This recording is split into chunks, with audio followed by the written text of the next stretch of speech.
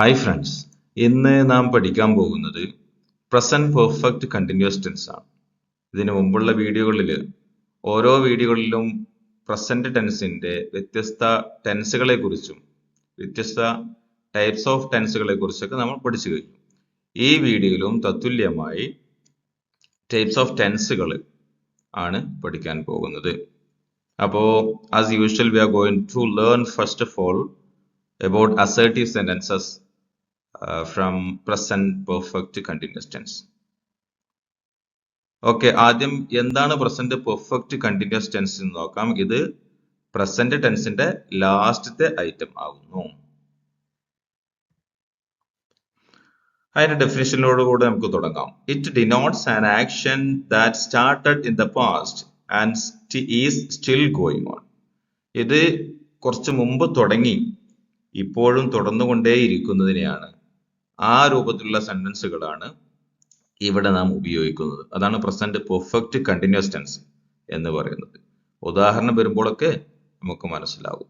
Okay, present perfect മാത്രമല്ല, present perfect മാത്രമായിട്ട് വേറെ ടെൻസ് ഉണ്ടായിരുന്നു തൊട്ട് മുമ്പ് കഴിഞ്ഞത്. കണ്ടിന്യൂസ് മാത്രമായിട്ട് വേറെ ടെൻസ് ഉണ്ടായിരുന്നു. ഇത് പ്രസന്റ് പെർഫെക്റ്റ് കണ്ടിന്യൂസ് ടെൻസ് രണ്ടും കൂടി കൂട്ടിയതാണ്. അഥവാ കുറച്ച് മുമ്പ് അല്ലെങ്കിൽ നമ്മൾ പാസ്റ്റ് ടെൻസിൽ ഒരു കാര്യം നാം തുടങ്ങി, ആ കാര്യം ഇപ്പോഴും തുടർന്നുകൊണ്ടിരിക്കുന്നു. ആ രൂപത്തിലുള്ള സെന്റൻസുകളാണ് ഇവിടെ നാം ഉപയോഗിക്കുന്നത്. അതെങ്ങനെയാണ് നാം ക്രിയേറ്റ് ചെയ്യുന്നതെന്ന് നോക്കാം. എല്ലാത്തിനും ഒരു ഫോർമുല ഉണ്ട് എന്ന് നമ്മൾ പറഞ്ഞല്ലോ. ഇതിന്റെ ഫോർമുല ഈ രൂപത്തിലാണ്. നോക്കൂ, ഫസ്റ്റ് സബ്ജക്റ്റ് നാം ഉപയോഗിക്കുന്നു. ആരാണോ ഈ പ്രവർത്തനം ചെയ്യുന്നത് ആ ആളെ നാം ഉപയോഗിക്കുന്നു ഫസ്റ്റ്. അത് സിംഗുലർ ആവാം, പ്ലൂറൽ ആവാം, ഒരാളാവാം, ഒന്നിൽ കൂടുതലാവാം. ഓക്കെ, അതിന് ശേഷം ഹാസ് അല്ലെങ്കിൽ ഹാവ് ആണ് ഉപയോഗിക്കുന്നത്. അത് സിംഗുലർ, പ്ലൂറൽ അല്ലെങ്കിൽ ഒരാള്, ഒന്നിൽ കൂടുതൽ ആള് എന്നതിനനുസരിച്ചായിരിക്കും ഈ ഹാസ്, ഹാവ് എന്ന് രണ്ട് ഓപ്ഷനിൽ നിന്ന് ഏതെങ്കിലും ഒന്ന് തിരഞ്ഞെടുക്കുക. അതൊക്കെ ഉദാഹരണത്തിൽ വ്യക്തമാവും. അതിന്റെ ശേഷം ബീൻ ചേർക്കണം. ബീൻ ജസ്റ്റ് അങ്ങോട്ട് ആഡ് ചെയ്താൽ മതി. അത് എന്താണെന്നുള്ളതൊക്കെ നമുക്ക് മനസ്സിലാക്കാം. പിന്നെ first form of the verb ചേർക്കുന്നു. അതിനോടുകൂടെ ing ചേർക്കുന്നു. എന്ന് പറഞ്ഞാൽ first form of the verb, for example I take write. Write എന്നുള്ള first form of the verb ഞാൻ എടുക്കുന്നു. അതിനോടൊപ്പം ing കൂടി ആഡ് ചെയ്യുമ്പോൾ റൈറ്റിംഗ് എന്നായി മാറുന്നു. അപ്പോ ഇടം വലം നോക്കാതെ ഇവിടെ ഇതേപോലത്തെ first form of the verb നാം എടുക്കുന്നു.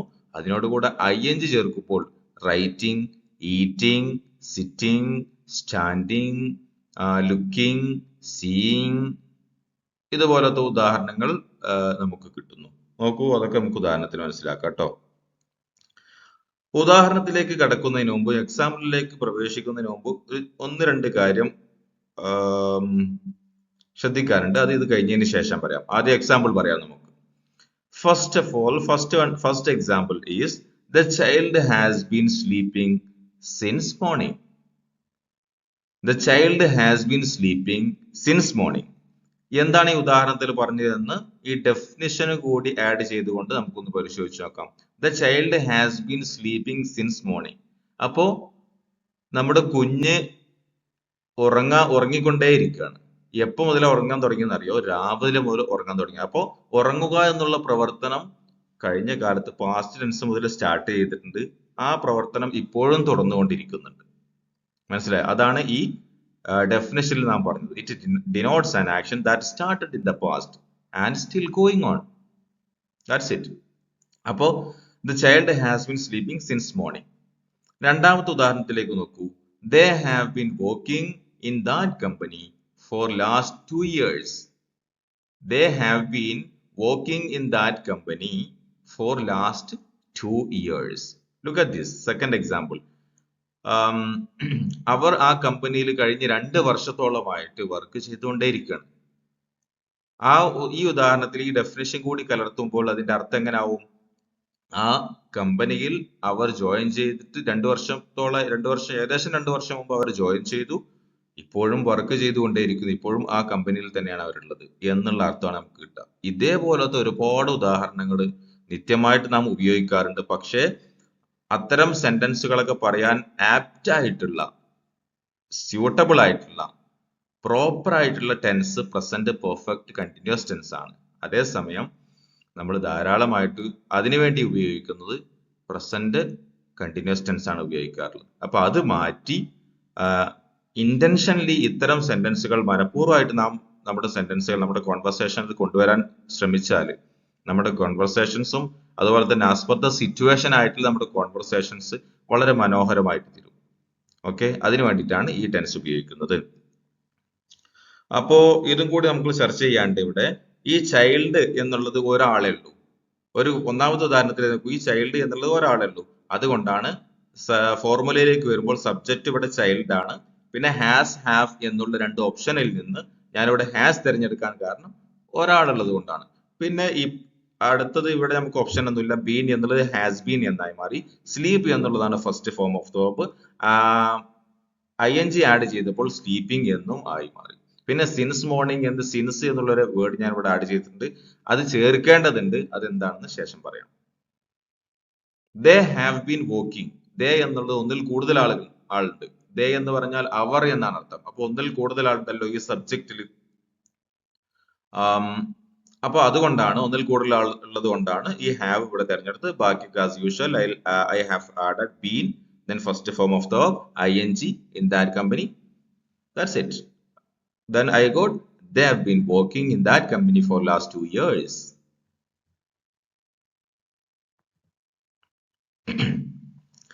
ഇനി ഒന്നാമത്തെ ഉദാഹരണത്തിലേക്ക് നോക്കൂ. ഒന്നാമത്തെ ഉദാഹരണത്തിൽ സ്ലീപ്പിംഗ് എന്നാണ്. ഈ സ്ലീപ്പിംഗ് എന്നത് വരെയാണ് നമുക്ക് ഈ ഫോർമുലയിൽ നിന്നും കിട്ടുക.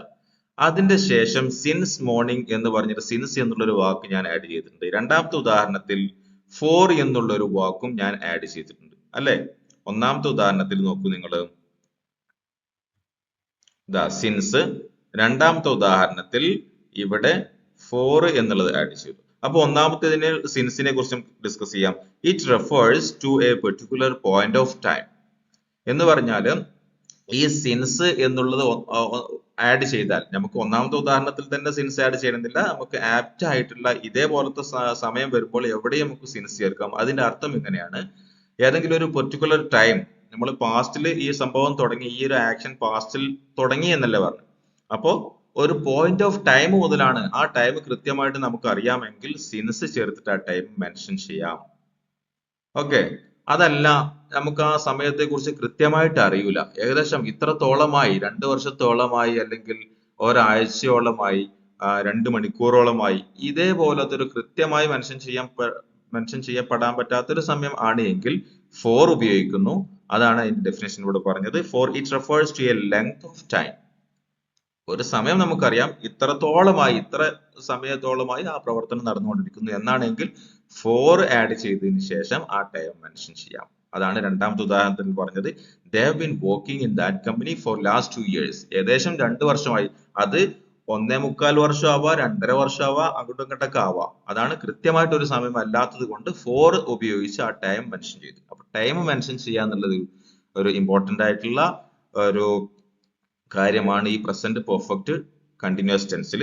അത് ഈ 2 രൂപത്തിലാണ് ടൈം മെൻഷൻ ചെയ്യേണ്ടത്. ഒന്ന് സിൻസ് ഉപയോഗിക്കാം കൃത്യമായിട്ടുള്ള ടൈമിനെ കുറിച്ച് കൃത്യമായുള്ള അറിവുണ്ടെങ്കിൽ, ഫോർ ഉപയോഗിക്കാം കൃത്യമായിട്ടുള്ള അറിവ് ഇല്ല എങ്കിൽ.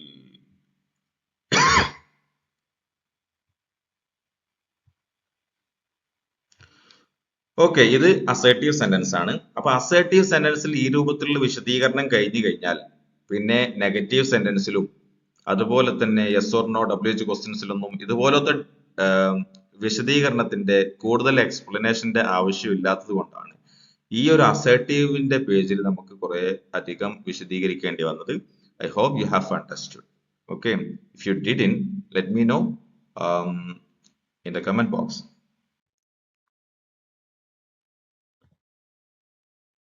Present perfect continuous tense negative sentence എങ്ങനെ ഉണ്ടാക്കാൻ നോക്കാം. തൊട്ടു മുമ്പ് അസേർട്ടീവ് ആണല്ലോ കഴിഞ്ഞത്. നെഗറ്റീവ് സെന്റൻസ് ഉണ്ടാക്കാൻ വളരെ പ്രത്യേകിച്ച് ഒന്നും ചെയ്യേണ്ട കാര്യമില്ല. Add not after has or have. ഒന്നാമത്തെ ഉദാഹരണത്തിൽ അസേർട്ടീവ് സെന്റൻസിൽ ഹാസ് അല്ലെങ്കിൽ ഹാവ് എന്നുള്ള ഓപ്ഷൻ ചേർക്കണം എന്ന് പറഞ്ഞല്ലോ ഫോർമുലയിൽ. അവയ്ക്ക് ശേഷം നോട്ട് എന്നത് ആഡ് ചെയ്താൽ നെഗറ്റീവ് കിട്ടുന്നു. That's it. Look at the example. First example, same example ഞാൻ ഇവിടെ എടുത്തിട്ടുണ്ട്. അപ്പൊ മനസ്സിലാക്കാൻ വളരെ എളുപ്പമാണ്. The child has not been sleeping since morning. പിന്നെ ഈ ടൈം ചേർക്കുന്നതും ചേർക്കാതിരിക്കുന്നതൊക്കെ നമ്മുടെ situation അനുസരിച്ചിരിക്കാം.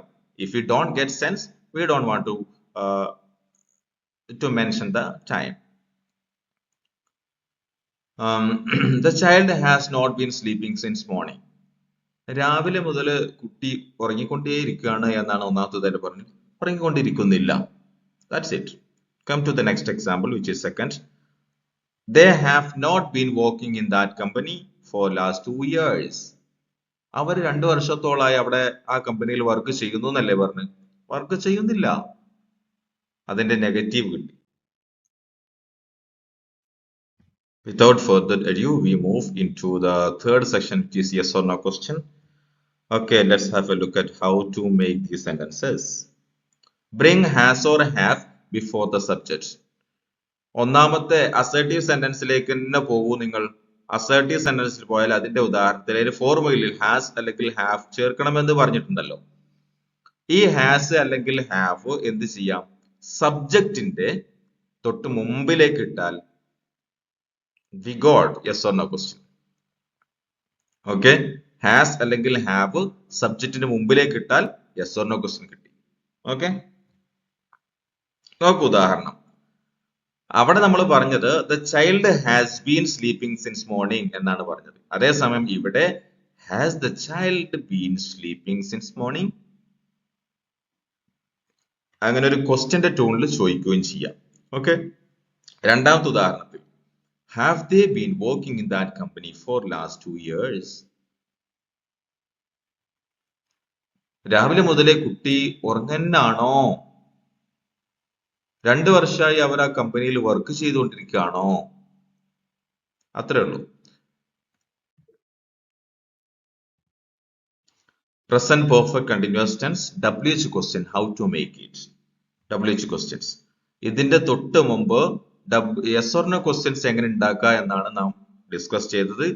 yes or no question ഉണ്ടാക്കുന്നത് എങ്ങനെയാണെന്ന് മനസ്സിലായി കഴിഞ്ഞാൽ WH questions ഉണ്ടാക്കുന്നത് it's quite easy for us. Look at this. Add WH question word, any WH question word into yes or no question. WH question word എന്ന് പറഞ്ഞാൽ നേരത്തെ സൂചിപ്പിച്ചല്ലോ. What, where, when, how, who, how long, how far, and so on. Okay, ഇത്തരത്തിലുള്ള WH questions ഈ yes or no ക്വസ്റ്റ്യന്റെ തൊട്ട് മുമ്പിലേക്ക് ചേർത്ത് കഴിഞ്ഞാൽ WH questions കിട്ടി. Where has the child been sleeping? Where has the child been sleeping? അപ്പൊ ഈ ഇതുണ്ടല്ലോ, ഇതാണ് yes or no questions. Where has the child been sleeping?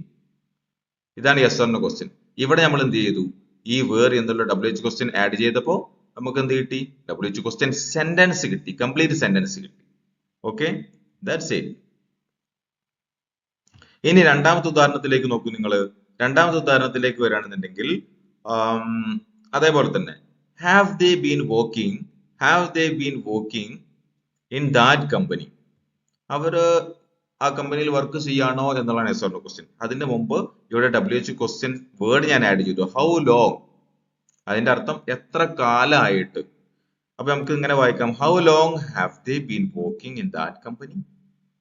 എത്ര കാലമായി അവർ ആ കമ്പനിയിൽ വർക്ക് ചെയ്യുന്നു? അപ്പോ ആൻസർ ആയിട്ട് നമുക്ക് പറയാം, they have been working in that company for last 2 years, for last 5 years.